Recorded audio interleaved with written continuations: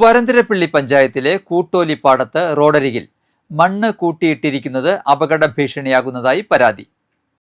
റോഡിന്റെ ഒരു വശത്ത് വർഷങ്ങളായി മണ്ണ് കൂട്ടിയിട്ടിരിക്കുന്നതിനാൽ യാത്രക്കാർക്ക് വലിയ ബുദ്ധിമുട്ടാണ് നേരിടേണ്ടി വരുന്നത്.